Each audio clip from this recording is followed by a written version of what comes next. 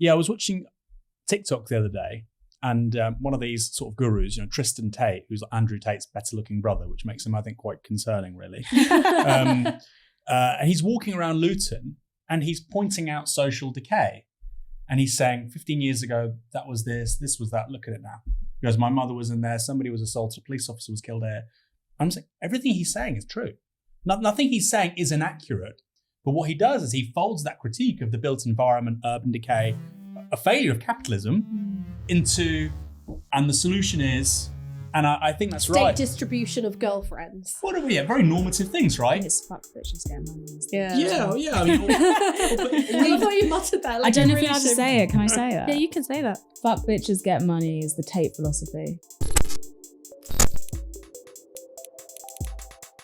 Christmas is a time to gather your crankiest family members around the table to argue over their wildest and most poorly justified opinions. And in that spirit, I've gathered the extended Novara Media clan, Moya, Lothian-McLean, James Butler, Aaron Bastani and Michael Walker, to talk about some of the things they just couldn't get out of their minds in 2022. But before we embark on some wild flights of speculation, I just want to say a really big thank you to all of our supporters. This year, for the first time, we have topped 10,000 paying monthly supporters to Novara Media. And as you know, we couldn't do any of what we do without your very kind and very generous donations. So thank you so much. And if you haven't become a supporter, please consider it for 2023. Who knows, maybe it could also be a Christmas present to someone else. Anyway, without further ado, here is 90 minutes of searing hot takes.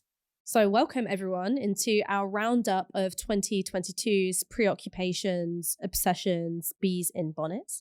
I will be your chair, your god, your king for the next hour or so. And I was wondering, Moya, do you want to take it away? What is the thing you've not been able to stop thinking about this year? The thing I've not been able to stop thinking about this year is just how bad popular discourse is, how stale it is, how predictable the path it follows, how it's based upon extremes and extrapolation. And this always leads me back to social media, because that's one of the major sites in which discourse is started and located. And it's also overly populated by the people who can direct discourse outside of those spaces, such as journalists like us, sadly, politicians, celebrities, who take conversations from the likes of Twitter and then disseminate them via more traditional channels. Is there something that you've got in mind when you're thinking about the predictability of discourse? Was there a story? I think I'm thinking about the way that a story will start or something will be written, etc. And it might be something that's trying to bring nuance to a conversation. It might not be, but it will always end to the same thing, and it will end into the same beats of, is this racist? Is this sexist? Is this X or Y? And we'll always go to the most extreme version. And it usually ends up with someone saying, this is abuse. So, and then it turns into a completely different conversation, one that we've had over and over again. You'll also see this with politicians, for example. Someone will be trying to bring a new point of view, etc. to them, and they'll be like, I've been abused on Twitter. And they'll turn that into something that eventually becomes, I don't know, a facet of the online safety bill.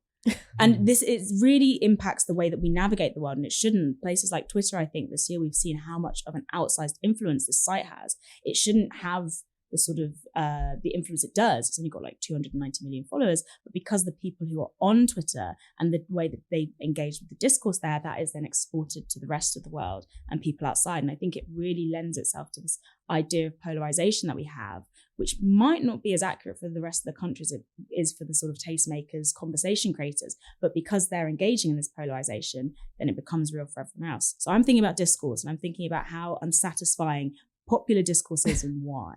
I mean, look, James, I know this is something that you think about a lot. Does this chime with any of your thoughts? It does. I mean, the first thing I'm thinking about here is, of course, like most of these questions, it's a question of money and time, right? I mean, there's a reason that Twitter has an immediate kind of impact on the media ecosphere, which is that people transcribe stories very, very quickly. And it takes a journalist almost no time, and you can rely on someone who is at the very start of their career and pay them very poorly to do it. And so, I think we've all been in situations where we've had issues that we want to cover more deeply and spend more time investigating and thinking about, and thinking, if I had 2 days rather than 2 hours to put together a story on this, it would be very different. But I do think it's kind of, a wider cultural problem as well. which is that, we are undergoing an experience of kind of great acceleration all the time in terms of kind of speed of response, amount of information that needs to be responded to. And so inevitably people rely on kind of preformed heuristics in order to do that. One of the things that's very striking about the way that Moya is describing this kind of cycle is that it's all about the person, right? It's all about the person doing it and where they come from, what their disposition is, who they are, and whether they're entitled to make the arguments that they're making. And indeed, whether those arguments are legitimate purely by the standpoint that they come from. I think the really interesting other side of this is what I've been calling like the Kanye or Father Dougal problem, which is it's a very rare pop culture reference from you me. talk about Father Ted. Yeah. Which is that like Father Dougal. so Is he a father? Kanye brings anti-Semitism front and center in the American political conversation very, very quickly. And one of the things that's really disturbing about it is like how many people seem to be on board with it like that. At the same time, like the question is, this thing has been made very, very visible by someone who's very, very badly mentally ill. And there have been people who've been ready to rally to his side, and they've had an outsized impact online. Whether that allows us to make so that's very close and appears therefore very big, but actually it could be that it's that it's actually rather smaller than that, and so we don't really have the tools to assess how significant these contretemps online are. I was thinking this recently about when people talk about experiences of racism or sexism or homophobia or whatever it is online, where they'll go, I just encountered this thing. And, very often it's a, cut and dry, incredibly like egregious, violent, horrible encounter. And it's one of those things where I go, I think this is really important. And I really understand the value in going, this thing has happened to me. And it's just happened to me. And I need some kind of validation of my experience. But then it has that like Father Dougal problem where people go like, and this is why Britain is unsafe. Like I saw tweets immediately following the World Cup final going, Black people in France, get off the streets and lock yourself up. It's not safe for you. And I was like, I just don't think that's true. And that's not to say that racism isn't real. It's not to say that Black football players, when they miss penalties, aren't lightning rods for all sorts of horrendous targeted harassment. But I just don't think this thing is true. And I don't know where we get from making people feel in this constant state of like high alert all the time. This is the thing that I've noticed about sort of popular discourse. It's all about extremes. And I think it's because there's a desensitization when you see things online constantly. Everything has to be the worst possible version for it to matter. It's like serial killers. It has to be, it's not just like, oh, you've killed 6 women. It's like, oh, did you wear their skin? Yeah. It has to be the worst possible version or the worst possible outcome that people are talking about. And again, I think that lends itself to when we're discussing things that's only worthy of notice, and to discuss something in public, it has to be worthy of notice. You want people to listen. You want people to pay attention. It's only worthy of notice if it's the worst possible outcome. So people can't just say this is a bad thing. This is, this is a grey area. They have to be like, this is the worst possible. This is full abuse. This is so violent. This is that. And that then further raises that ability to chat around the grey area and have a discourse that isn't just based on these two polarizations. It's either all or nothing. So then in your view, how do we navigate it? If we're not going to log off, which I note that none of us are. I did a month away. And then you came back. Of course, yeah, no. I mean, just one hit. I don't know. I look at Michael and I don't think that you've got an unhealthy relationship to Twitter. I think that like you're someone who is often pissing people off, but I don't necessarily think you've got like a compulsive relationship to Twitter. Yeah, well, I tweet mainly just questions now. And I suppose that's my wonder with the whole discourse thing. You're like, are women Obviously, human? I think I sort of buy into all of your critiques of it. I wonder if it's somewhat self-limiting in the sense that, yes, everyone on social media takes things to the extreme. Everything becomes violence. Everything becomes way more polarized than it needs to be because of the sort of unhealthy dynamics of it. But I feel like, in a way, that means that all but a small minority of people are going to switch off. I feel like, for me, that sort of whole of Twitter discourse was very much something I went into for like a year, and I was like, I'm done with this. And I think that actually that's quite a common experience, which is why there's lots. I'm not saying this is what you're saying, but there's lots of analyses which is sort of like, this is taking over the world, this is the future, and that's where all of this sort of fear-mongering about wokeness comes from, because they look at these disastrous ends of the internet and think this is the future. And I think actually maybe that's, everyone's quite young who's doing it.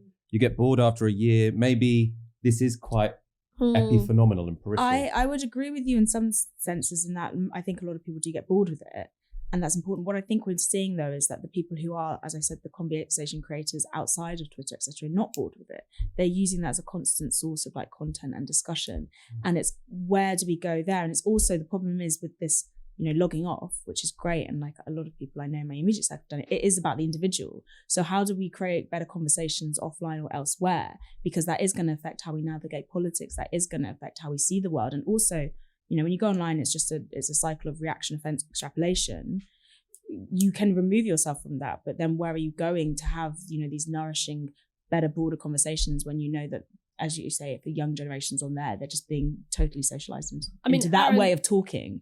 Aaron, I noticed that our commander in beef has been remarkably quiet on the subject of Twitter.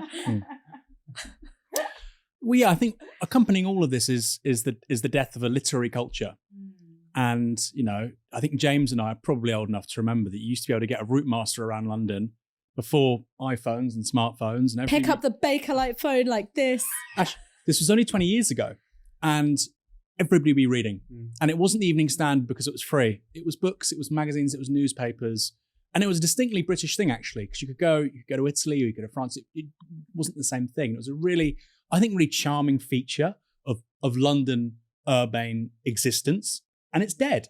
Now people, I think, spend their time consuming content which is qualitatively inferior and is more corrosive to society. I'm not one of these people who goes, it has some upsides, some downsides. I think in many ways the internet's very valuable, but how we're consuming content when we do things like commute today is absolutely worse than it was when I was a younger person. And so I think the point I would add to what's been said here by Moya very eloquently is that what is the alternative? You're saying about meaningful conversations. Right now, we can't have meaningful conversations within a market mechanism, right? That evaporated with the internet and with the falling cost of information because of digital technologies 20 years ago. And we're living in the ruins of that.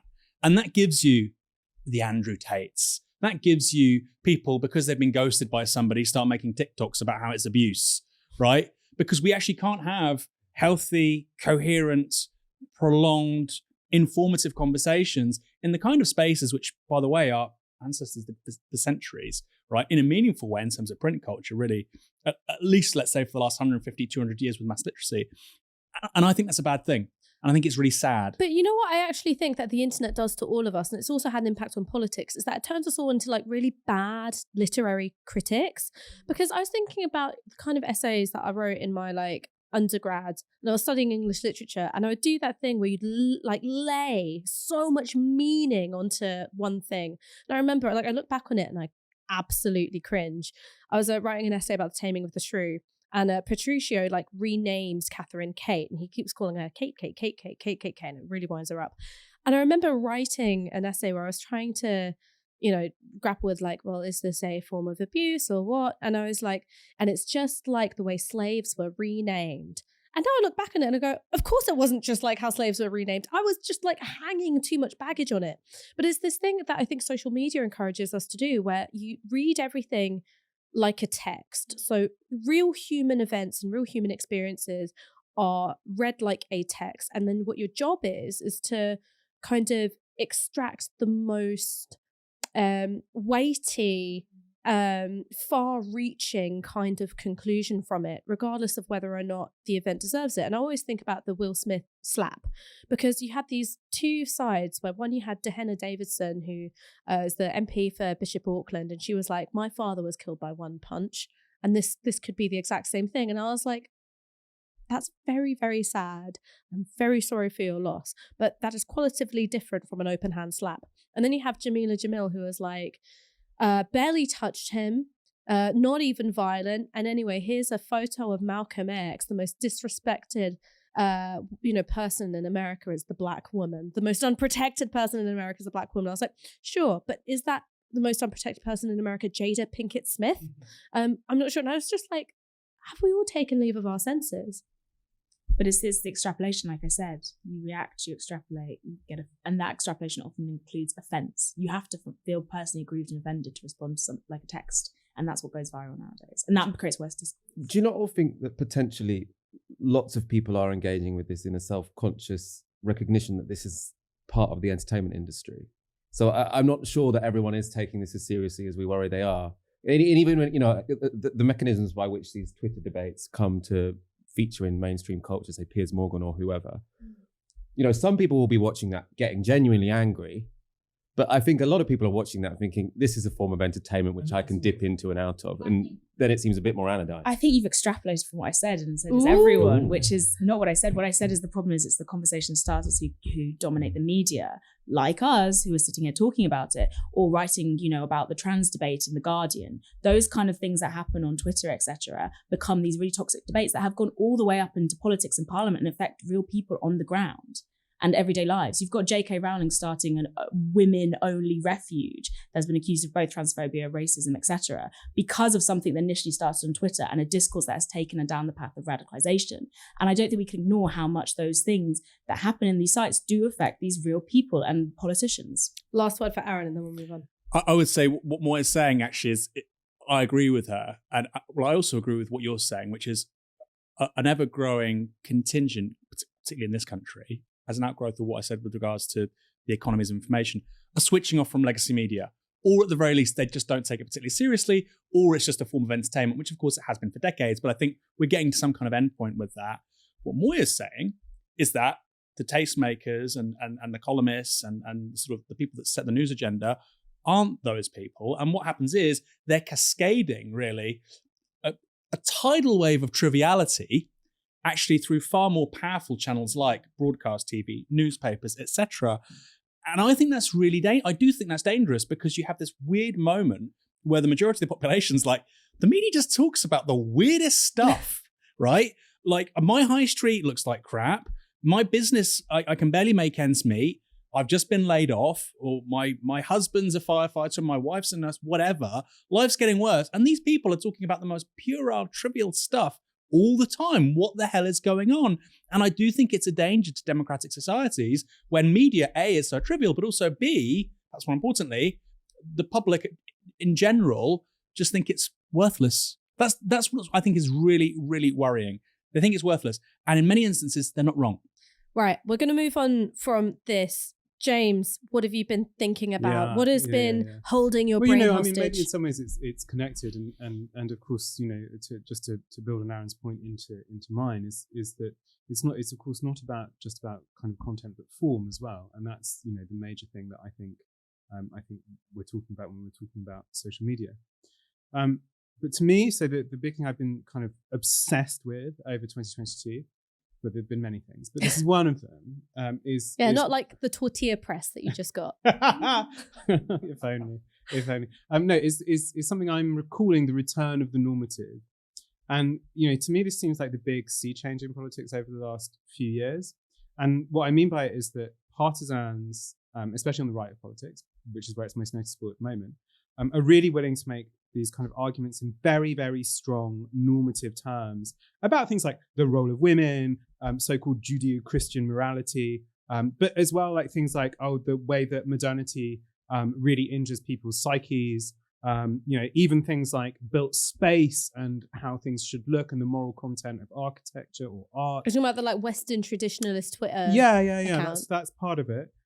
So these are kind of strong, really, really strong moral claims about what a political community is and what it should be and how it should be constituted. And so these kind of claims are never absent from politics, right? I mean, they're always there. They're always underlying the way in which we think about, politics in very kind of fundamental terms. But I think you can say there's an identifiable period which, the cliche would be to say it runs from 89 to 2008. I think you can actually push it a bit on either side, in which, those assumed shared values of Western capitalism are so strong and they're so kind of tacit that conflict about norms was actually really, really low. And so the arguments were all about how much should we do a thing? What kind of percentage of things should we redistribute? How do we implement this? Whether do we, what's the balance between private and public, etc. The shift, I think, is not only in much more kind of fundamental terms about like what kind of society do we want to be, but it also encompasses people like Jordan Peterson. So the role of the guru is very, very important here, I think. Offering kind of meaningful answers to problems that people are experiencing, or kind of pseudo-meaningful answers. The question of psychoanalysis is lurking here somewhere, right? And it's something that I don't think we talk about enough. The left has stopped talking about it. There's a wide swathe of social issues in the UK. And I think, for me, it especially includes, I was looking at some polling the other day, the NHS survey, revealing that and this is the first year it's been done in a couple of years, this kind of incredible number of young people who are abstaining entirely from sort of alcohol and drugs and sex, and that speaks to conflict or kind of questions along these lines. And I would call it, there's a side of that that's neo-puritanical, and I think you've got to think about why that exists. So this kind of really fundamental conflict about norms. And, the reason I bring it up is that it's a double-edged sword for the left, right? The left can make really strong moral, foundational claims about what kind of society they want to live in, and what kind of society we want to function. But unless we find a way to navigate it and kind of think explicitly about how those claims are made and, what the dangers in making them are, we're going to find ourselves left stranded talking about 1%, 2%, 3%, when, people are out there talking about the fundamental role of, this kind of people, the way our society needs to be ordered. Who wants to come in on that first? I was wondering, James thinks that this is due to, I guess, the retreat of traditional community, etc. It seems very tied in with nostalgia and the need, as I guess social structures are disappearing. The state isn't there to catch you. The government say you're on your own. You don't have the same institutions. For young people in particular, renting, chaotic, dating, chaotic, job, chaotic. It's a constant precarious existence. And then you've got someone saying, well, this is a very strict way of ordering society that you can cling to, and it seems like a safety. Yeah, there can be a return to order. There can be a return to order in the mid. And I've listened to a podcast recently about Munster, when they thought the world was ending. And was it the 16th century? I might be making that up. Slightly early, there you go. Thought the world was ending, and it was when saying. You said that, I first thought you meant the Munsters, which was like a kind of like pre-Addams Family TV no, show. Not them. No, Munster is in German, Munster, and they were talking about. They thought the world was ending because it was such a time of great change and period, and those periods you always think the world is ending, and you would cling on to something very tightly that seems like it will give you that order. And I was wondering if James thinks that this is perhaps a response to that. Yeah, absolutely. And just on Munster, I would say there is, of course, an amazing novel by the Italian author collective Wu Ming, but back when they were writing as Luther Blissett, called Q, which is a kind of amazing European sort of spy / proto-communist / Anabaptist mystery, really compelling, brilliant Christmas read. Just a quick plug. I love them. I think they're brilliant. And you can get it from all quality booksellers. What I would say is I think that's true. And I think lots of this arises from this encounter with like liquid modernity, in which like everything is kind of, come under the rule of value, is infinitely mutable. But the other thing is like it's also a fairly recent phenomenon. And part of it is also to do with the narrowing of kind of technical expertise within politics as well. And obviously, while things are going well, that's fine. Like people are quite happy to leave technical experts to kind of do their technical expertise when things are mostly functioning. When they're not, these kind of questions arise. And so I started thinking about this when I went back and read the Beveridge report. And there's lots of maybe some of our listeners who haven't heard of the Beveridge report is basically the founding document of the welfare state. It's basically a document of kind of post-war reconstruction. Beveridge is a liberal. He's basically asked to write a report on social insurance. It blossoms into this kind of huge vision for a kind of a systemic welfare state. And the thing that's interesting about it is, though it includes lots of kind of technical propositions, it includes these really strong normative claims and arguments about what kind of society you want to live in. The famous line is, a time of revolution is a time for revolutions, not for patching. So who else wants to come in here? Because I know I've got some thoughts, but I don't Go want to on, abuse my Ash. position as chair. I mean, I guess for me, a big part of this is the question of loneliness and how bad we are at dealing with loneliness. I think one of the reasons why these kind of, Jordan Peterson figures, or even like Christopher Rufo, these kind of like kind of hardcore headbanging Christian traditionalists, is because there's a lot of lonely people, and I think that there is a tendency amongst a left which has become really concerned with a particular kind of identity politics, which I want to talk about in a bit. It says, well, this is your fault. This is your fault. You just can't deal with your experience of a loss of status, and you just need to like get on with it.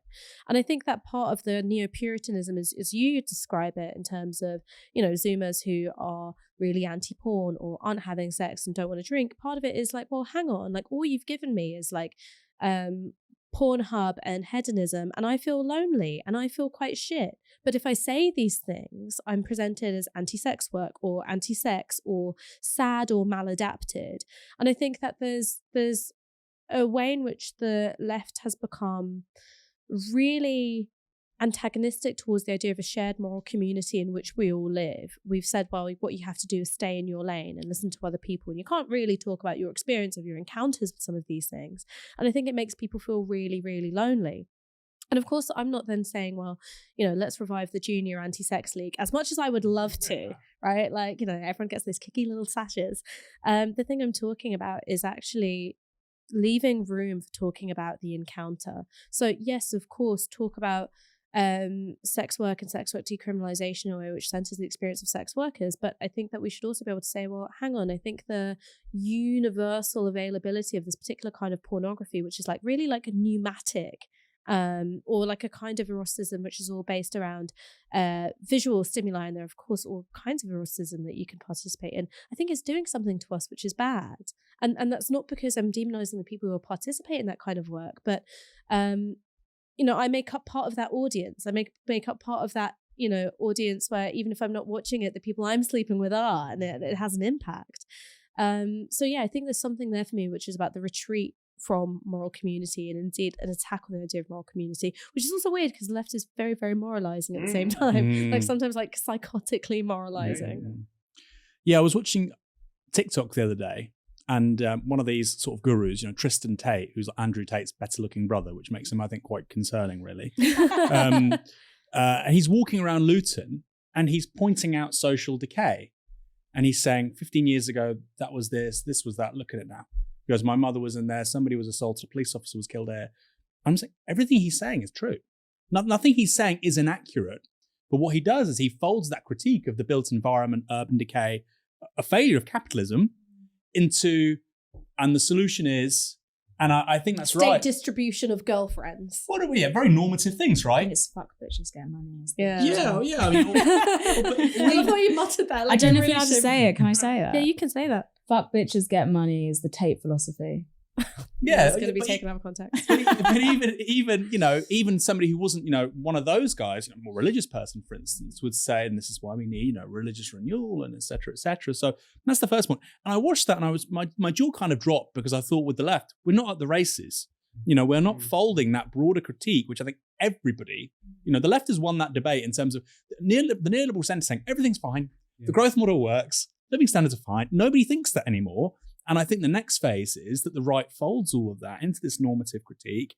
And we can't do that because of the kind of ideological toolkit we have. Second point, Max Weber talks about the enchantment of politics, and that this dies really with the birth of sort of bureaucratic politics of the 20th century.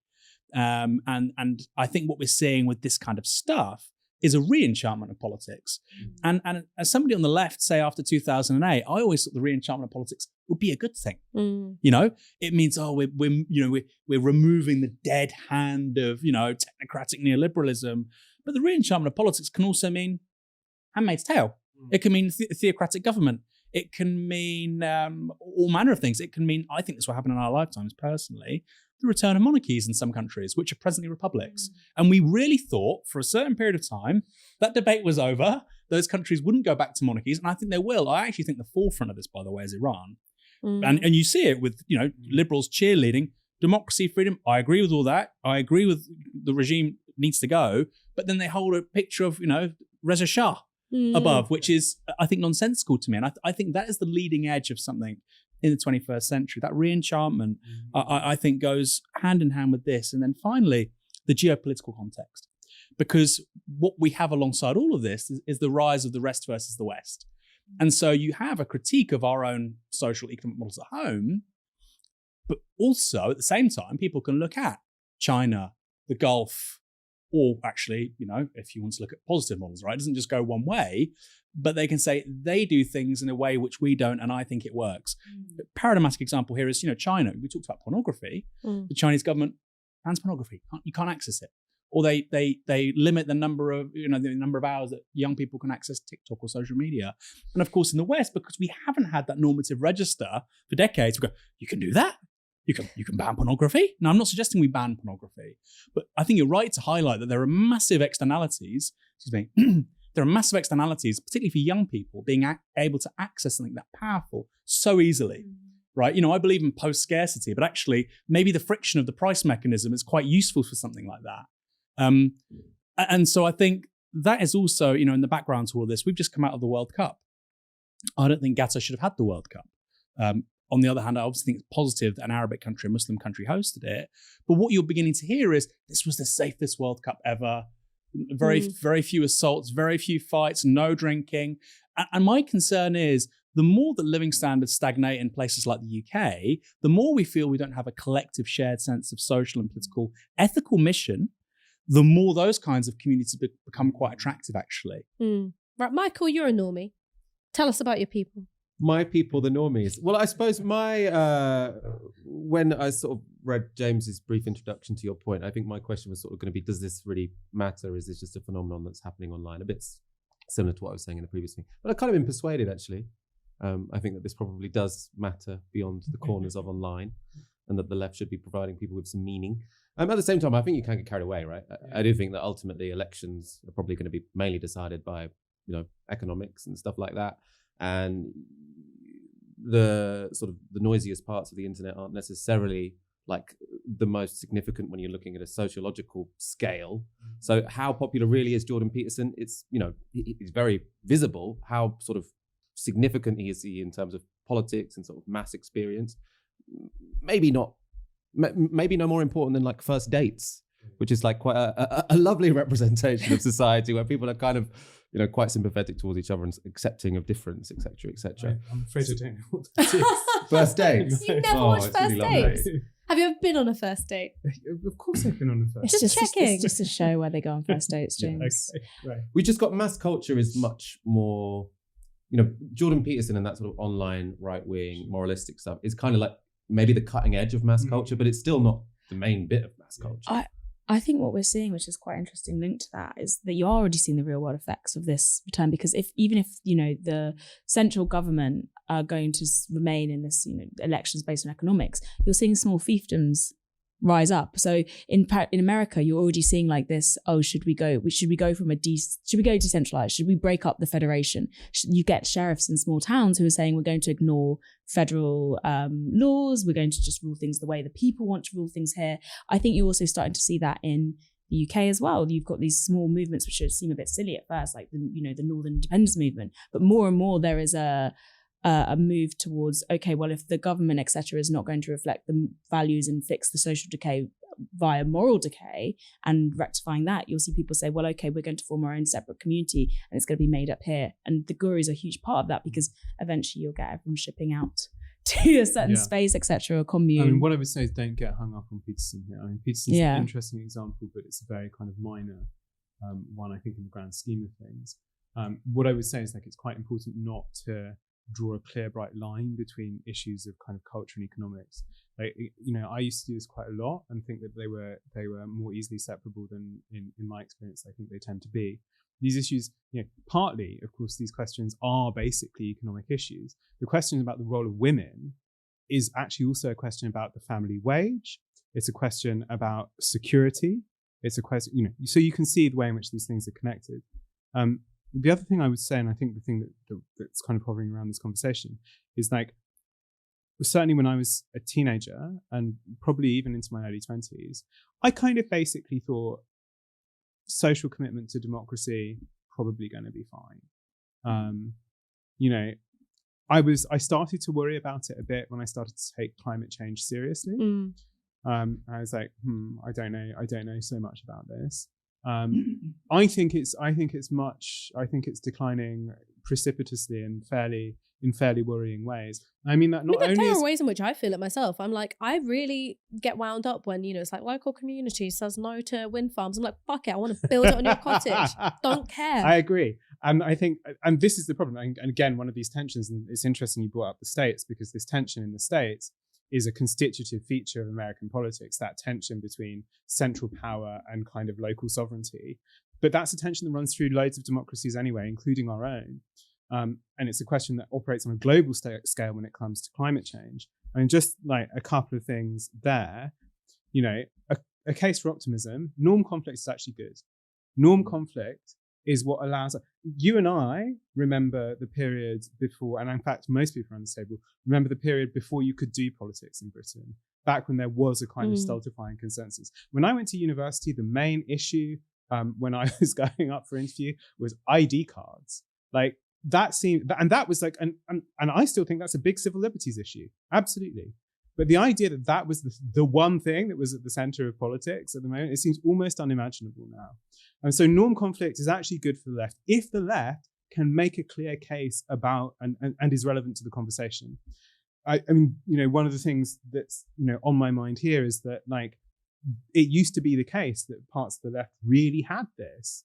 You know, the classic book here is Ralph Samuel's book, The Lost World of British Communism. You have people like absolutely with like this different world in their heads. I'm not saying we need to bring that back.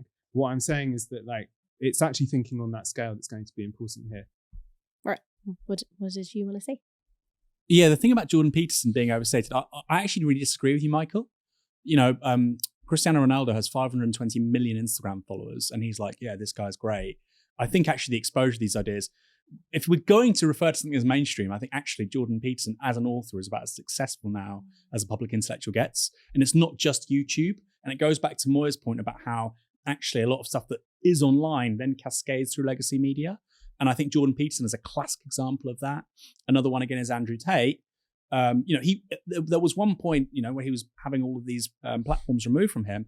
He was the most searched person on the planet on Google. And I was like, well, everybody uses Google, right? And I think that really can't be overstated. He was more searched than somebody like Donald Trump. And so you know, when you go through those YouTube shorts and you see somebody from the manosphere saying something crazy and he gets 2 million thumbs up, I do think there's more to that than just, oh, this is just YouTube. You know, for a majority of Gen Z now, TikTok is search, not Google. And on TikTok, this stuff is the default. It is the default. You know, Novara has 100,000 TikTok followers almost, but it's not. And by the way, as well, TikTok as a social media platform, its default is individuals, personalization. Actually, what's interesting is the biggest brands on TikTok aren't corporations or organizations. It's individuals. And so I actually don't think it's as marginal as peripheral as you think. All right, you get the last word.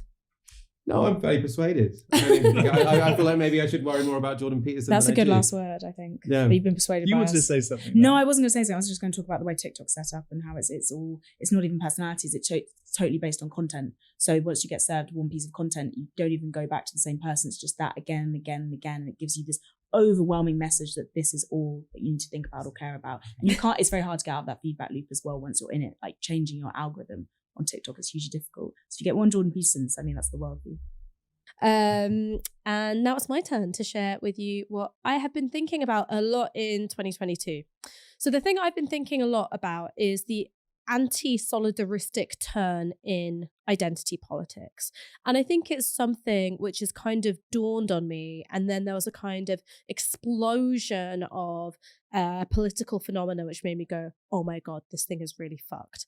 So what I mean by the anti-solidaristic turn in identity politics is that, one, there is a logic of irreducible difference. So my experience as a Muslim or a South Asian is totally different from, you know, someone else's as a trans woman or a Black person or a disabled person or a gay person.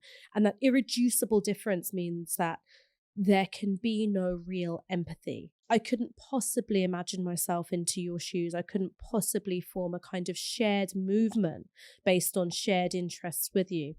Then you've got something which is related, which I think is about competing interests. So if our experiences are so different that we can't possibly form a movement together, well, our interests are competing. And where it's competing is in visibility. And I think that David Baddiel's Jews Don't Count is the perfect example of this. A theme of the book essentially is that any visibility for any other form of racism dislodges anti-Semitism from its proper status. And this isn't just something he writes about in the book, it's also something which he's talked about on social media. So if you talk about the Bengal famine, he views that as a soft form of Holocaust denial because it's undermining the singular horror of the Holocaust by talking about something else that Winston Churchill did. Now, I think that is an insane position to take because I think that talking about Winston Churchill's actions in Bengal no more undermine his role in World War II than Stalin being the first to reach Berlin undermines, what he did during the purges. But it's this sense of a visibility competition, and all of us are sort of scrambling like crabs in a barrel to be seen, to be recognized, to have our suffering validated. And I think another part of this is also lived experience rather than being one form of knowledge. And I think it is a valuable form of knowledge. I think about it as like witness testimony. It's like, I have this experience or this subjectivity and it sheds a particular kind of light on an issue. It's turned into an unassailable authority. So, well, my lived experience is this. Well, other people might have a different lived experience. There's over 6 billion lived experiences on this planet. There's going to be a lot of them. How do you decide, what the truth is? If your lived experience is that it's raining and mine is that it isn't, who's going to stick their head out the window to check? And I think that it's something which we encounter in so many different ways. There's this idea of you have to stay in your lane. No one can talk about experiences outside of their own, subjective little world. I think there's also this fear of solidarity, that what solidarity is a kind of a Trojan horse for I guess, domination amongst minority groups. And it's something that is really scaring the shit out of me, quite frankly, because I think that, identity politics and how it was initially formulated by the Combahee River Collective, I don't think it was an idea free of flaws, but it at least started out as something which was a vantage point. It's saying this is our vantage point as Black women. We're at the bottom of the labour market. It gives us a view of capitalism, of imperialism, these things which aren't just about sexism or racism. They also wrote in their statement that we believe that Black feminism is the logical political movement for all women of colour, right? This isn't just for us. And we've somehow gotten from that to this thing, which I think is just profoundly individualistic and suspicious of one another. I think there's something which is kind of anti-human about it. So I don't know if this has been bugging other people as much as it's been bugging me, but it's been genuinely keeping me awake at night. Can I ask you a question? Go for it. Because it kind of feeds into this, which is male feminism, right? So, for instance, I personally don't like men that say I'm a feminist. I don't like it because it's a practice rather than like a label. And there's obviously a lot of cultural sort of cachet and capital which is attached to it. But at the same time, I believe that feminism emancipates men to an extraordinary extent. It allows them to love their children and to love themselves in ways that were previously like inadmissible. And so how do we do that? Because on the one hand, I'm saying I don't like male feminists, and on the other hand, I'm saying it's like a revolutionary set of ideas for emancipating men as well as women. Well, you know what? Like, it's actually your article that you wrote for The Guardian recently about your experience of reading Bell Hooks, The World's Change. My God, that was a real, like, lob a grenade into Twitter. Like, ooh. But actually, I think Moya's the person to talk here, because I do think that feminism enables men to have a transformed experience of themselves and the people around them. I think that there's also, it's not a coincidence that, like, it's with feminist movements that you have these really transformed relationships between fathers and their children. You have, I think, from generation to generation, a much more hands-on and emotionally involved style of parenting, which would be, totally, crazy to, a man born maybe 70 or 80 years ago. And I think that is a one way in which we could go feminism has transformed men's experiences of the world around them. But I'd be interested to hear what you have to say.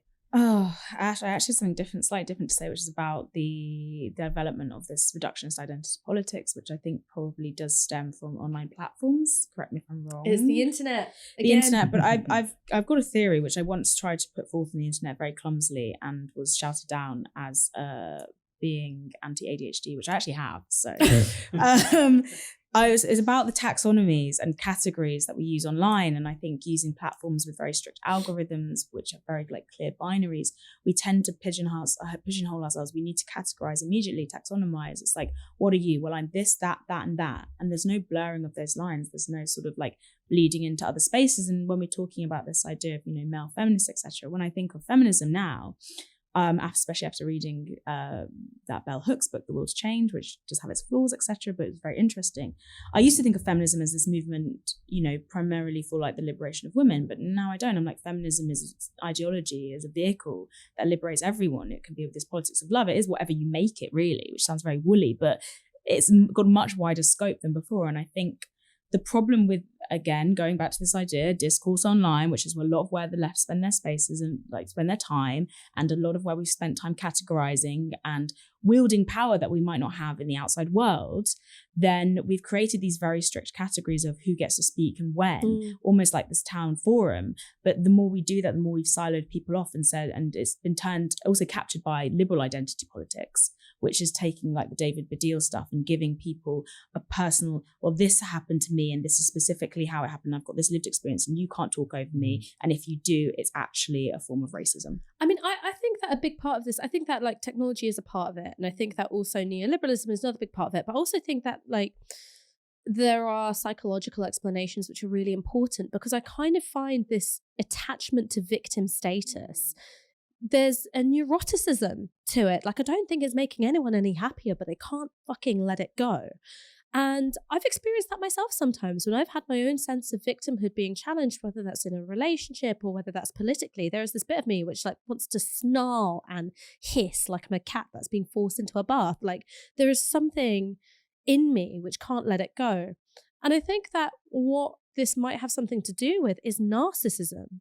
Like, it is about fascination with the self as an object of study. It's about fascination with the self and the ability to sort of like plumb the limitless depths of your own interiority.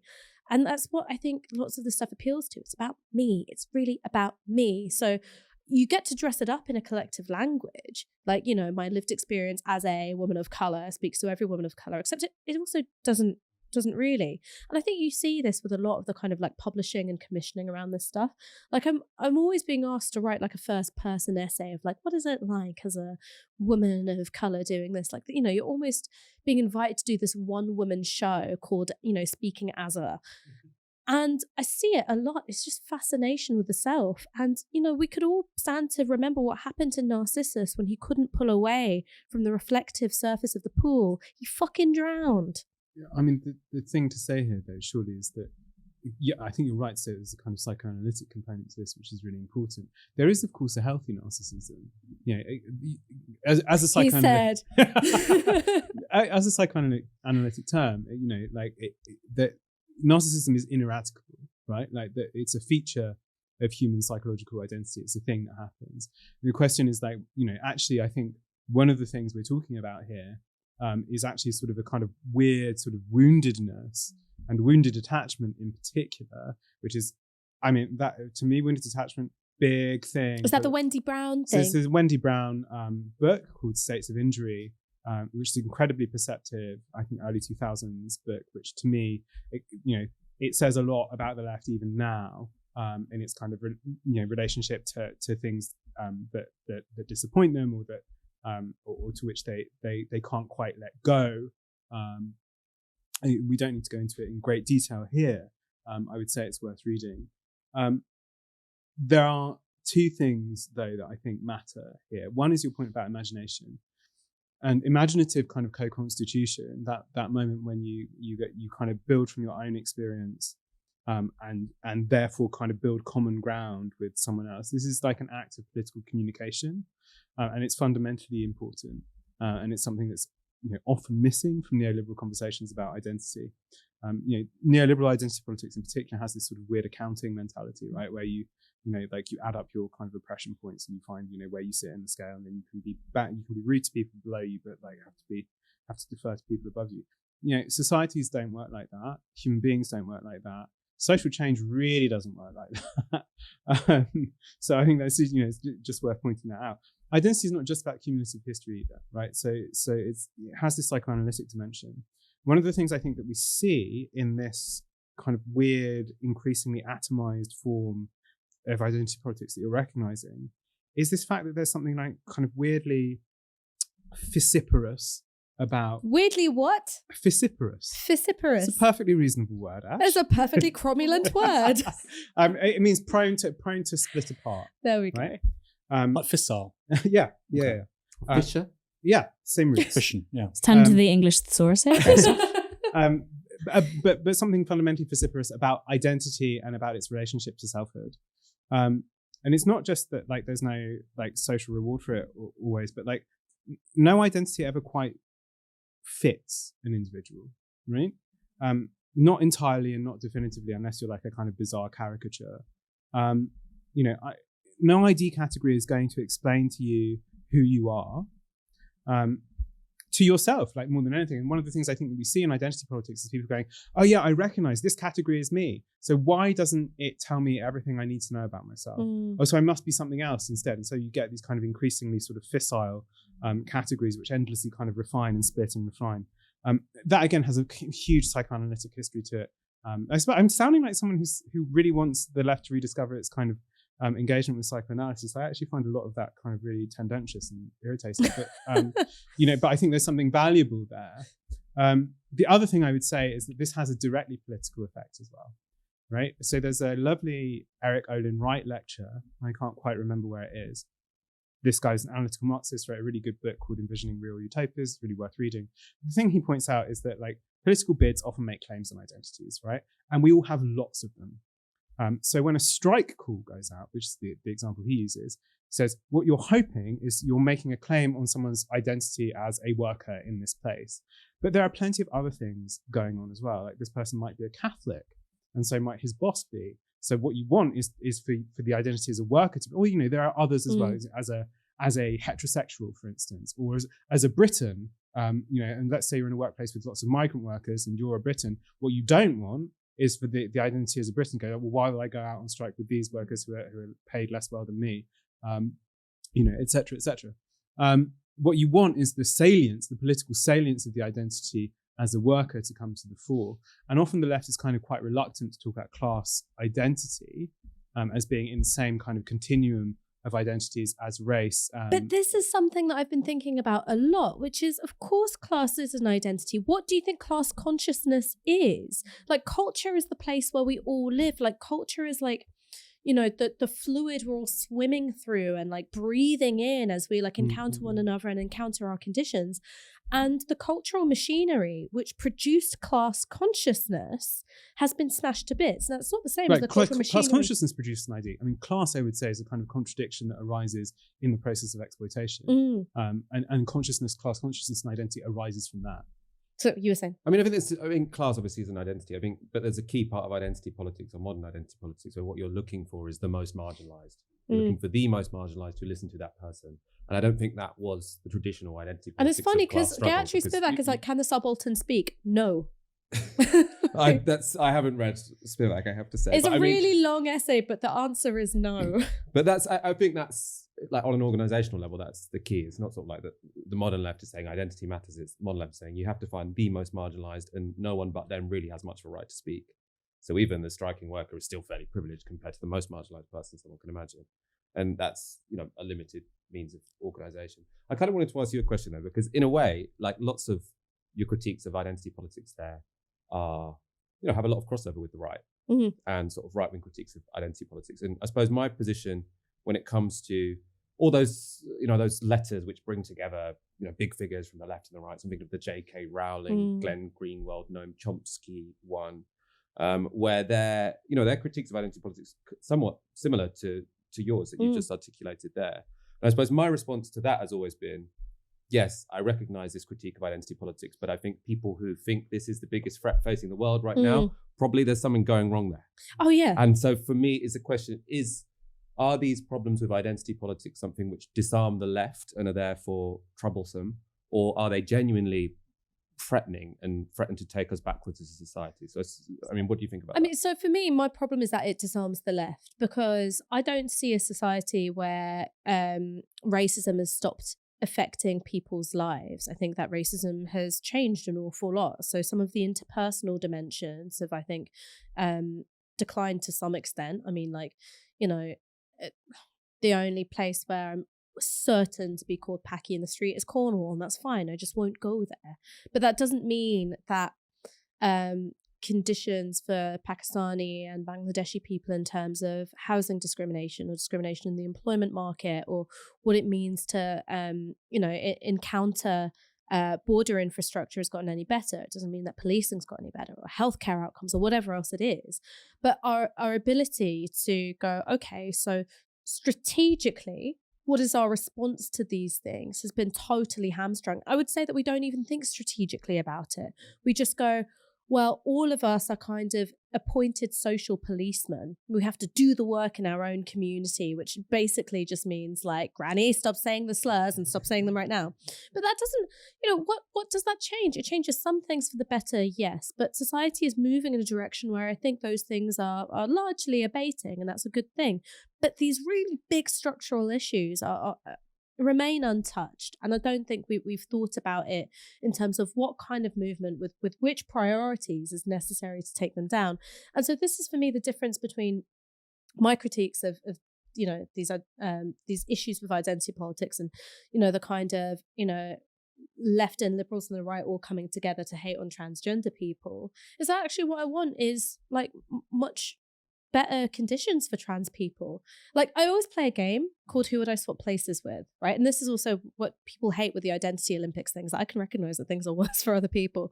Would I swap places with a trans woman in this society? Fuck no, right? My life would get worse. It doesn't mean that every trans woman has it worse than me, but generally, if I had to do like a kind of Rawlsian original position, pick a trans person, no, my life would get a lot more difficult. What I want is for there to be a strategic movement which can choose its opponents wisely, which can select the best tactics, which can move forward with an understanding that we're always more powerful in numbers, and anything that tries to split us down into individuals is just going to fuck us. That's what I want. That's the thing I want. What I would say is what we're talking about here is, as like I said, I think is the fragmentation of like a lot of left organising.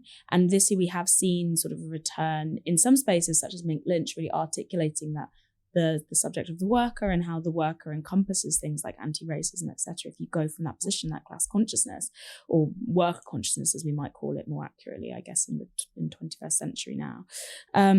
But I think the sort of reductionist identity politics and that siloing off of those categories is a powerlessness response. And that's why we see it particularly online, because it's an overcorrection to the lack of power that we have outside.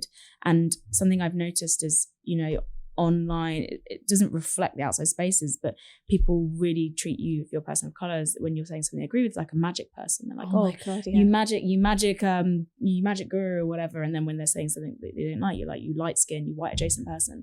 But it's a real, as I've seen it in the past, it's that thing of like that overcorrection, because, or not even overcorrection, that's the wrong word. It's a response to attempt to right the systemic racism of the external world that very much exists online, but the only thing you have online is the aesthetic. You only have sort of like the rhetoric. You don't have any of that real power that you would outside. You can't like make people's wages go up, etc. So you reduce your identity. How can I boost? How can I platform? How can I amplify? But yeah, I think this year it's bringing positive thoughts back. We have seen some slight return of an articulation of that kind of worker consciousness and how that will underpin everything. Also, a really good book on this and the history is Race to the Bottom by Ilyas Nagdi and Asfar Shafi. And I think, again, we're talking about younger generations who are coming up into organising too and haven't really got the history and have grown up on that lower quality due to the literary decline that we were talking about earlier, lower quality content of online, and a lot of this would be solved by reading.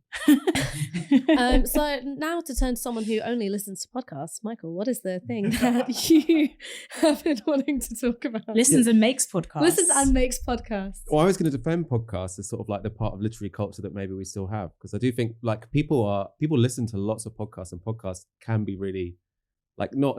I mean, obviously I'm not a snob, but like they can be very expansive. They're not just tittle tattle. I mean, they can be tittle tattle. I mean, I think one reason why the Jordan Petersons of the world have actually got reasonably big is because it's a form of discussion which is quite suited to the podcast, a long form discussion where you don't actually need any outside information because it's all based on interpretations of your personal experience. So it's suited to that form. But anyway, my thing that was frustrating me this year, preoccupying me this year, was a world away from what we've been talking about actually, because it's just very purely material. Landlords. They have been a long-term bane of my life. I always find it very frustrating that I have to pay other people's mortgages. Also, this year, it happens to have got way worse than it's ever been. I got a rent increase of 15% in the summer. I think average rent increases, I was actually lucky. Average rent increases are now about 22%, which is insane. And people now have to pay to view properties in the rental market, which is completely bizarre. But I think this is interesting in a number of ways, because I do feel when it comes to housing and renting, if there ever was a social contract, I think now it has broken. And what's interesting is you're now seeing this on both the left. Well, I suppose you're just seeing the left being a bit more confident than they would have been beforehand. But you were seeing it on the right, which is the new novel, interesting thing. And there is this division on the right, within the right, between NIMBYs and YIMBYs. And the NIMBYs are people who we've already got our foot on the ladder. We want to protect it. We don't have much interest in building a bunch new homes in our neighborhoods. Then you've got the YIMBYs who are saying, no, what we need to do is we need to deregulate markets. We need to allow the market to do its thing. And we want enough homes to be built that we can become homeowners. Now, my sort of cynical interpretation of this is that the YIMBYs, what they essentially want is they want to be within the 70% who get a good deal, and they're going to happily kick away the ladder for the 30% who will be left out if we take that course of action. But nonetheless, it's an interesting sort of division on their side of sort of the political spectrum, which I think is going to, I mean, it is blowing up really. It's a big divide on the Tory party when it comes to rebellions. The only defeats that Rishi Sunak has sort of had at the moment are over housing because of this sort of YIMBY-NIMBY dichotomy. Also, you can bring in onshore wind into that. So I do think we're potentially at a bit of a critical juncture when it comes to housing. Something's going to have to shift because everyone recognises it's broken. And the question is, do we shift to a model whereby, again, 70% of people can own their home, which unfortunately the Labour Party have decided they're committed to? Or do we move to a system whereby we say, actually, renting is going to have to become tolerable in this country? I mean, I think this links quite nicely to the thing we were just talking about, which is worker consciousness, class consciousness. And one thing that, look, I can talk to people who don't have a great deal of class consciousness about their position as a worker, but their position as a tenant, oh boy, yes they do. Aaron. Yeah, I mean, it was an interesting year for me too, because I have a mortgage with my wife. Don't flex on us. No, but hold on. Hold on. I know. Hold on. So at the beginning of the year, because we changed mortgage, we just remortgaged. There's a few points I want to make about that. At the beginning of the year, our mortgage was $1,250 a month for a 3-bedroom house, it's a terraced house, but it's quite much larger than what we'd live in London. It's now £2,000. It's gone up £750 just because, and that's fine because we're remortgaging. So that's just we were put onto a variable rate temporarily, but this month we're paying £2,000 for our mortgage. I still prefer that to renting. That's the point, because ultimately that's paying down an asset which we're going to own. So even when that comes through, I go, you know what? I still prefer that to renting and paying £1,100, which we did for a 1-bed in Crystal Palace, because that's all going to somebody else. And that's a really important point to nail down. People say, interest rates are going up. Well, my house is costing more than it did before. It's a completely different relationship compared to renters. And even the people that cry about negative equity, negative equity is not good. But if you're in there for 1-2 years, it's still qualitatively better than renting. Like, the situation is completely different. I mean, I wrote a piece a couple of years ago about how housing and getting on the property ladder, purely because of how bad renting is. I think if we had if we had social housing, if we had secure tenancies, I wouldn't say those kinds of things. Completely transformed my mental health, right? And I think this is the single biggest issue for people in this country under 55, 50. And that's not to say that there are people over 50 who don't rent. They do. And by the way, they're a time bomb when it comes to pensions because people's elderly care is going to be based upon owning assets. And if you don't, you're screwed in two ways. A, you can't pay for care because you don't have the asset. B, you're going to have to continue paying rent. So, and that's a major problem. But I think for people under 55, it's crazy. And finally, one other thing that really made me grateful was we have our home, not that big, 3 bedrooms. Either side of us are 2 HMOs, 6 and 7 bedrooms. And I think this for me is one of the interesting contradictions within the whole YIMBYism thing. So for instance, I'm hugely anti-HMO. And I'm sure there are some good houses. Well, where are people going to live though? Hold on. How's the multiple occupancy? Well, hold on. Well, my point would be those houses should be turned into like apartments, flats, which a couple can live in, or a house share where it's social. What they're being turned into instead is 6 atomized units where people can't talk to one another. They live by themselves. And I actually think that's quite a miserable existence. So like, there's an interesting contradiction there between saying, I absolutely, if that house was knocked down and turned into a skyscraper, well, apart from the parking issues that would create, I have less of an issue with that than turning it into HMO. Oh, parking issues. What is that? Who's the And HMOs biggest bad different energy in reports? where you live? Then? So HMOs, houses of multiple occupancy, are basically you get a house and you turn each, they're bedsits. But Some HMOs legally a HMO does It's also a house share, include covers just a house share. shares. But Yeah. you're talking about a particular kind of HMO, Yeah. which is Well, you one convert a whereby the house landlord into precisely rents out each room Yeah, 'cause there's individually to an different- individual, and you have a lock on the bedroom door. Yeah. One of the things that my mum told me, so she works in child protection, she works in London, is that since the financial crisis where you have more and more families with children living in HMOs, essentially house shares, she's seen a corresponding increase in child sexual abuse because you've got shared kitchen and bathroom space. You've often got the adults in the family having to work irregular hours, multiple jobs. And so what that means for children being at risk within the home has been phenomenal. And you know, I'm not someone who goes, the nuclear family is the safest thing in the world. Like I don't believe that. But I think that where you take control away from the home space and you don't allow people a sense of regulating who is coming into that home space and who, who's kept out of it, there is a safeguarding issue there. And it's something which is being reflected in what social workers are encountering. There was just something I was going to add to that, which is that again, this seems to me to, because I'm listening to the way in which like actually all of you are talking about it. This again is an issue that's not purely economic. I mean, you're talking about security. You're talking about this kind of value, this kind of sense of rootedness and long-term, security being the key word.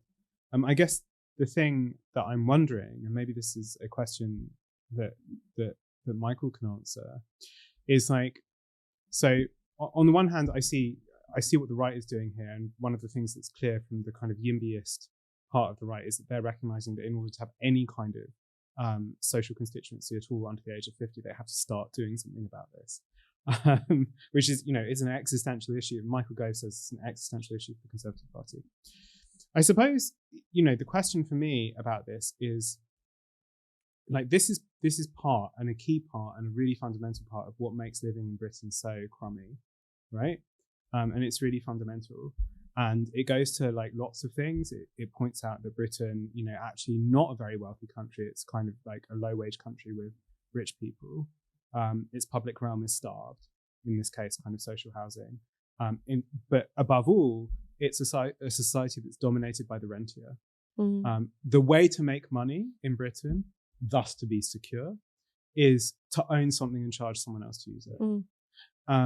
And so I wonder whether you see, Michael, and so the way I've seen this is there's recently been thinking about the way this operates in the care system, which is that you have at almost every level, public funds leak out of the system and they don't come back to the exchequer, or they often go offshore, or they get hidden, or they go through kind of web of companies where they don't get taxed properly, right? This happens in almost every realm of kind of public life. And so I guess the question I'm asking when it comes to housing for you is like, is it that housing is a particularly acute example of a wider thing, or is it a distinct phenomenon on its own, which should be thought about separately?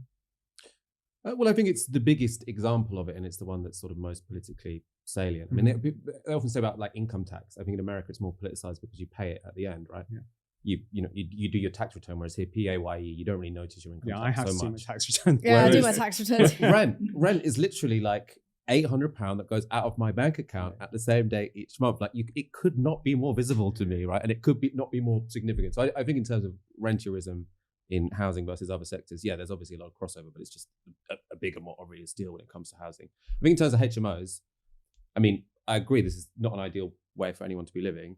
It's potentially getting back to front to say get rid of those before you've, obviously there's no point in slum clearance if you don't build the replacements, right? So the reason people are living in HMOs at the moment is because there isn't enough. No, the reason why they're living in them is because it makes people money. That's why they're living in them. The reason why HMOs are being created is because they're a revenue generator for people. They're not. Oh, we're going to meet demand. It's not about meeting demand. It's about how do you maximize. But it does. How do you maximize the revenues from that building? It's not to rent it out as a house or turn it into 2 flats. It's to turn it into 7 discrete units. So I don't buy that argument. In some places in London, obviously HMOs are more likely to be house shares, I think. But either way, the issue is I'm referring to you as a landlord are converting it to that because you can maximize your revenue. You can maximize your revenue because you maximize the number of people who live in that property, right? So unless you build more homes, unless there is alternatives for people, there's no point in getting rid of the HMO because then we're not getting rid of HMOs. Houses are being turned into HMOs. But I feel that's the solution at the moment. You're both talking about the same thing from different angles. So the housing stock that exists is being bought up by people who can then leverage their position within the market to extract maximum possible revenue. And because if you're someone who is locked out of asset ownership, you're not able to leverage your position in the market the same way. You have to pay whatever just for whatever is available because that's your only option. And that will be presented as the solution to the housing crisis. That's my point. So they will turn house after house after house into these kinds of units and say, look, we've created so much capacity now for people to rent. And not even a house, a permitted development of office blocks. Yeah, exactly. We talked about back in 2012. It's astonishing. Which why I think is really, really dangerous because that is the solution on offer from status quo politics. They're also doing this with university accommodation by building surplus university accommodation that there's not enough people to fill it and then saying, oh no, we can't fill it. So and because university accommodation is subject to less planning regulation and less standards than other accommodation is, then they build surplus and then they say, oh, we can't fill it. So they fill it with all normal rented tenants, and people also buy shares in that and become landlords by investing in that university accommodation. So you're seeing places like Liverpool, particularly, I think Cardiff as well, really brought up by this low quality, terrible accommodation that is what you're describing, which is the HMO bedsits essentially. And you're also seeing London's rental crisis, and I think the rental crisis needs to be addressed immediately because that crisis is spread to other cities. You're getting places like Manchester, Didsbury, rooms in houses going for 650 in like shared houses where someone else lives, and that is not normal for those spaces. London's rents have always been high, and now they're so disproportionately high. You're seeing that leak out everywhere else, and it's just going to get worse and worse. I know we all know this. I'm just saying, reiterating the hopelessness. And some of it could be dealt with immediately. Yeah. Just charge for viewings. You can lay legislation like that to ban it if you wanted to. You could. It's not going to make that much difference. I mean, one thing that I kind of learned through making this podcast I'm doing is that I think we potentially overstate the power of like landlords in the political system, because George Osborne actually introduced a bunch of reforms which are quite bad for landlords. And it hasn't actually worked out that well for renters so far. So what used to be the case is that when you rented out a property, you only get taxed on the profit. So you get to say, this is my revenue, this is the rent. I'll take away the mortgage, and then I'll get the 40% income tax on the difference. Now you get the 40% income tax on the whole thing. Now, obviously, I have absolutely zero sympathy for landlords whatsoever, but that policy was introduced by George Osborne because he thought it would help aspiring homeowners. One outcome, because they didn't build any social housing, they didn't build an alternative, is that now it's actually harder to rent a property as a private renter than it otherwise would have been. So I do think if we go from this angle of this is a situation we don't like, this is a sort of exploitative situation we don't like, let's get rid of that, without looking at what are going to be the unintended consequences and how we're dealing with those, then we're going to be in a difficult place. So I'd say if you ban HMOs without...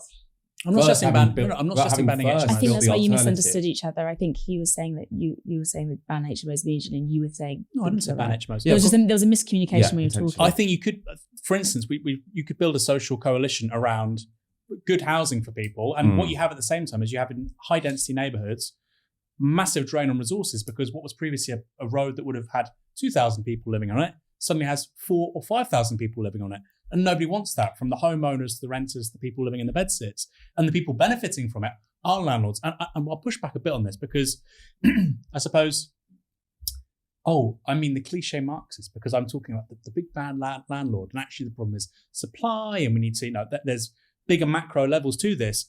All true, but the reality is a very small subsection of society at present benefits from what's going on, and it's not even 10%. It's not one of those 40, 60, 70, 30. It's a tiny group of people. Landlords shouldn't exist. We all agree with that. Yeah. And I think, again, so if you're looking at it's like big tech, it should be so easy to build a social coalition in opposition to the interests of these people. But you've got to make sure the social coalition is also in favour of a consequence which is actually going to benefit people. Because if your coalition is, you can organise it potentially around a hatred of landlords. And I think actually your argument about HMOs is very interesting, because that could be how you build a coalition between people who want social housing and NIMBYs. You say, actually, building more social housing is the way that you don't have these HMOs on your street that probably no one likes. So as a form of coalition building, potentially, but I'd say keep your eyes on the prize, which is everyone being housed in a sort of decent, non-exploitative way. You're also talking about sequencing, aren't you? You're saying that you need to have the building in place first before we take the easy legislative step. Yeah. But I think the thing that you were asking Michael, which is the landlord problem part of a systemic problem of rentierism? Well, somebody has written a chapter of a book called... and it's a chapter which I call Planet Landlord, and it's a... Oh my God. He's no longer contagious. You made me laugh. It gives me, like the smallest little giggle gives me a coughing fit. Oh my God. You're like, bullshit. We're never going to sell. But the reason why I call it Planet Landlord is a way of going from this thing which I think we all experience, or many of us experience, and many of us, even if you're lucky enough to be a homeowner, you have friends who aren't, particularly for our generation, you're highly unlikely to own your own home outright. There will be a degree of empathetic connection with being a tenant. Is that actually taking that and applying it to the entirety of the economy? Because think about how many things you actually own. You actually own. So if you're Michael, you're a renter, you don't own your home. But even, you and your partner, right? I imagine you haven't paid off the majority of the mortgage. No, I own a big liability, right? Which I live in. You own a big liability. My phone, I'm paying off the handset. Cars, right? So many people are buying flash cars on finance plans, because I'm like, okay, well, how are you affording this shiny new SUV in Tottenham? Okay, you're in debt. Okay, what about Klarna and ClearPay, right? The clothes that are in your cupboard, or the takeaways that are in your belly, if they've been bought on this form of debt, how much do you really own? What would happen to you if all of your debts were called in tomorrow? Would you, that includes your student loan, as well as your buy now, pay later stuff, credit card debt, mortgage, whatever. What would happen if it was all called in tomorrow? Would you have enough assets that you could sell, that you could keep a roof over your head, food on your table, and clothes on your back? Probably not. So how many of us are really tenants, which is tenants, tenant farmers almost? These huge feudal landlords who own all the stuff. I think that is the story of class that we need to be telling. And that's why I'm so excited by your podcast. I do think there's one element missing from this conversation, which we've talked about landlords a lot, and we haven't talked about the middleman, which is the estate agents, who tend to be whispering in the ear and pushing up those prices. The Iago. Exactly. The Iago of the landlord, of the rentier system. And I think immediately we should be focusing on the estate agents, if we were to build any sort of social coalition, as an intermediary in this process, which makes it 10 times worse. Everyone I know who rents via an estate agent has a much worse time of a situation than those who rent directly from a landlord. And if we're talking short-term reform, etc., I think estate agents are one site, and property managers are one site where we really need to be focusing on, especially as it disconnects you from that immediate. And now it's built like a human relationship, right? Unfortunately, we don't have the regulations in place that make it so that you have complete tenant protections, even the ones that we have. But when it's built that personal relationship, the intermediary of the estate agent, the property manager, etc., removes you that one step further. So it's instantly, the landlord says the tenant's being disagreeable. Sorry, they're not going to put the rent. They're not going to agree to a 30% increase. They've got to go. Just tell them to get out. It's that kind of relationship, and I think any campaign should be focusing on abolishing estate agents. I'm going to pause us here. Moya says, hang the estate agents. Aaron, what has been on your mind this year? What has been on my mind is that Europe is getting much poorer very, very quickly. The decoupling from Russia in regards to hydrocarbons And I think probably from China in regards to cheap consumer durables is going to be a massive hit to a false sense of prosperity that we've really clung on to, particularly since 2007. But I think, it goes all the way back, to 1989. You see this in, for instance, German car manufacturers no longer being as competitive because, of course, the energy they're using has gone up in price. All of a sudden, Japanese or US automotive manufacturers are more competitive. You see it with regards to our own energy bills. What does Europe have? It doesn't really have natural resources. Certainly doesn't have hydrocarbons. Pastries. Europe has great pastries. It has some good things, no doubt about that. Not as good as the Middle East. It doesn't, Which has the oil and the best pastries. They have the best pastries too. It cannot be denied. No, I think I think it'd be probably a bit of a tie between West Asia and the Mediterranean. But anyway, Europe doesn't have energy. It doesn't have lots of people.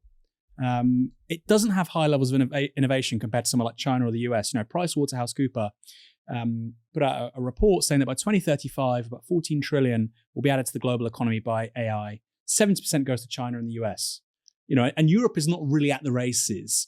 We're aging demographically, of course. I mean, that can change quickly if you have more progressive immigration policies, but that's the present state of play. You have depopulation in much of Central and Eastern Europe.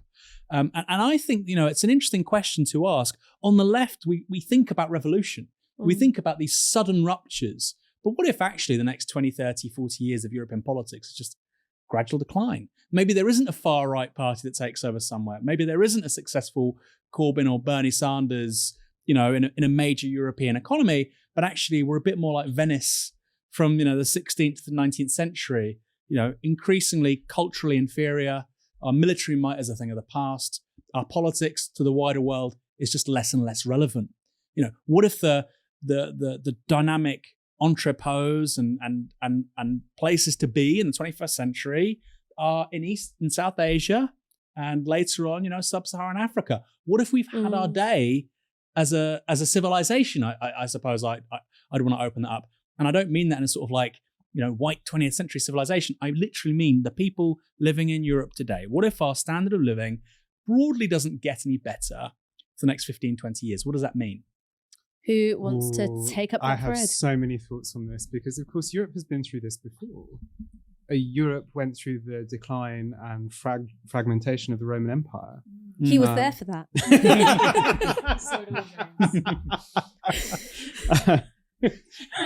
Go to the Colosseum, there's a bust that looks curiously like James Butler. Yes, time's sole witness. No, but Europe has been through this before, and I think it's worth having a conversation on that level and say, okay, well, actually, lots of the features that, and so the historiography around the kind of decline of the Roman Empire is kind of highly contested about why it happened, whether the kind of internal economy, whether it was a question kind of overstretched borders, whether it was a question of kind of relying on sort of slave economies and therefore being unable to develop in the ways that you might have. The big kind of counterfactual is like, why did Rome never develop the steam engine? All the technology was there, it could have done it. It just never kind of was not interested in that kind of labor-saving technology. This is like often a discredited thing now in scholarship, but it's one of those questions that's worth thinking about. There are other kind of sides of this, which is that like actually from the interior, when Rome fell, it fell into these kind of increasingly kind of smaller and smaller statelets. For instance, in Roman Britain, like the messages basically just stopped coming. So like Rome was probably out there somewhere. It's clear that Roman Britons and people who are identified with kind of the Roman project carried on their Romanitas and their commitment to Romanness for a long time. But eventually in somewhere like Bath, you see that like the streets don't get cleaned anymore. And, when the building starts falling apart, it doesn't really get repaired. And there are, I'm feeling really triggered about like contemporary London. Yeah. And then you get the kind of the incredible, beautiful, much later Anglo-Saxon poetry where they look at these ruins and say the work of giants crumbled. Right. And so that is the period that I suspect probably Europe is entering into over the kind of next 200-300 years, looking at a kind of big, from that scale. The questions here, I think, are partly to do with climate change. So this is, this is, some people say this is a good thing for Europe, right? Because, Northern Europe gets a bit warmer. You can farm Greenland. You can farm Greenland. The question about energy, yes, absolutely. Europe doesn't have oil resources, but it certainly does have wind and wave resources, and certainly geothermal to the north. So the question of whether a kind of concerted European push to really integrate, and that's the stumbling question here actually, is whether there's a political project which will allow the kind of warlike tribes of Europe to finally integrate in a second Romanitas, and build a grid. Because the thing about renewables here is that what you require is kind of massive storage and redistribution, right? It's no good having geothermal energy in Iceland if you're in Italy. So this is a question about climate change here, and what that gives rise to is this big question about the European political project. Now, the thing that's been on my mind, and I think you will know this as well, is the speech by Josep Borrell, Europe is a walled garden, right? And he was castigated for this is obviously racist if you consider the rest of the world a jungle and Europe is a walled garden, we know what you're doing. But the thing he's also saying is he's clearly thinking on that kind of question of a sort of integrated European scale political projects, and saying actually there are kind of things that Europe does fairly well in terms of its balance, its political balances, its balance between kind of social and entrepreneurial impulses. You can disagree or agree with that, whatever. But it's obviously he's trying to think about the long term there. And he retracted the speech, and it wasn't a very good speech. It wasn't a very wise speech. It was an interesting speech because it tells you what these people are thinking. That's a vein of thinking that goes back to people like Danny Cohn-Bendit and even someone like Guy Verhofstadt, who are very interested in this question of kind of European political projects as a whole. Other part of what you're saying, I guess, is about global polarity. And I guess the thing that was on my mind when listening to you speak is that passage at the end of Arrighi's The Long 20th Century, where he says it might be that no hegemonic, and you don't have to be a world systems theorist to buy this is not Arrighi who played for Liverpool. I don't know who that is. I don't know who either of these are. I'm ignorant of both Arrighi. Well, James says we don't have to be a world systems theorist. Divock Arrighi was a super sub for Liverpool. Giovanni Arrighi is a sort of historical sociologist. Such range, Aaron. Yeah, you're the missing piece. But that passage towards the end of the long 20th century, where he says, look, it might be that you might get this scenario where another global hegemon follows the United States. You might get this kind of split hegemony where you get a military hegemon and economic hegemon in different places. You might get kind of, just kind of global chaos as these things kind of decline and actually no clear power emerges. And you have an increasing kind of deglobalization and fragmentation into kind of regional powers. That to me looks like the most likely outcome of the trajectory that we're on at the moment. I mean, I say this with a really big caveat, and the caveat is I don't want to romanticize China. It's not a country I would like to live in. It's deeply authoritarian, and in many ways my sense of what freedom is has been shaped indelibly by growing up here. However, it feels like a state which does stuff, which has the capacity to do stuff. Okay, there needs to be a hospital built. We will do it in 8 days. There needs to be high-speed rail infrastructure. We will, practically cover one of the largest land masses in the world, the high-speed rail infrastructure, within the course of a decade and a half. And I was speaking to a friend who recently spent a lot of time in Shanghai, and he said it feels like living in the future. You go to Shanghai from England and it feels like you are living in the future. Now, again, I don't want to live in an authoritarian state, and me and you have discussed this a few times, where I do think there's something inherently emancipatory about democratic participation. But I think about what the blossoming of certain kinds of choice and the restriction of other kinds of choice has done to Western societies. We have infinite consumer choice. What we have no choice over is the participating in consumerism, or an economy which is based on consumerism. I have infinite choices in terms of who I want to be, how I want to style myself, how I want to present myself to the world, but I don't have a choice about living in a society which takes care of people. And so again, it's not about romanticizing China, but I have that sense of real melancholy, actually, when I look at that kind of building project, when I look at that kind of state ambition, and I feel this immense sense of loss that we don't have it here. I feel like it comes back to that point that James was making earlier about normative normativism and how social decay has been wrapped up with this idea of moral decay. And you were talking about all these different choices we have, but we don't actually have much control over the space, and whether that normativism will just be on the rise if, as Aaron says, Europe is now in a 200 to 300 year decline, along with the effects of climate change, etc., and what that's going to do to people. I want to sort of build on that because, what is the future for Europe? Britain as well, right? Britain is at the forefront of all the things we're talking about. All the failures that you see across Europe, I think Britain is at the forefront of it. Number one. Like in terms of poor infrastructure, stagnating living standards, etc., I think it's at the forefront of all of it. Bruce Sterling, a science fiction author, has a great quote. Forecasting is obviously a very difficult business, but he thinks there are three certainties for the 21st century we can be pretty sure of. Urbanization, climate change, demographic aging. So what is the future? It's old people in big cities afraid of the sky. And that's how I look at, that's how I look at Europe, right?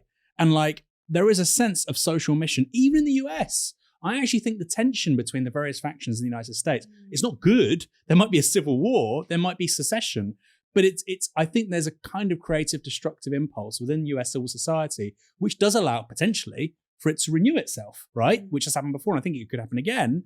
Or you look at China, there's clearly something going on in terms of the relocation of power from the Atlantic to the Pacific, and not just China, East Asia too, Vietnam, Thailand, and whatnot.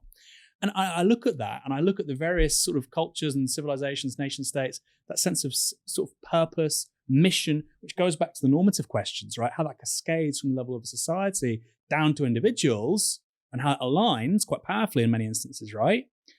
Whether you're an American citizen pledging allegiance to the flag, or somebody in South Asia, who has a sense of Hindutva or whatever. I'm not suggesting it's necessarily good or bad, but I think some social mission. The B in BJP stands for Bastani. The social mission can be very bad, right? Yeah. No, of course it can. But the point is, precisely because of the absence of normative sort of thinking, we seem incapable of doing that in our society. And when you have this kind of this panoply of crises, demographic aging, automation, climate change, inequality, like it's almost like the default, particularly in Europe, is like it's frozen. It can't do anything. And so I think as a European or as a Brit, or actually like think of myself as an English person, really. An Englishman. I think it's just got all those strange ambiguities and contradictions of somebody who's sort of mixed race and a collapsing union. I like that. But I find that quite alluring. But, what's our sense of social purpose and mission? And I think that is an amazing question for the left. And it's such fertile ground for progressive socialist politics. Well, that is where we are going to finish, because it is slightly less of a bummer than everything we've discussed so far. So I just want to say thank you to the Novara Media family, to Moya, to Aaron, to James, and to Michael for joining us for this end of year roundup of our personal and political neuroses. We will be back in the new year with more mid-quality content, but there will be more of it. So thank you for joining us, and have a great holiday period. Goodbye.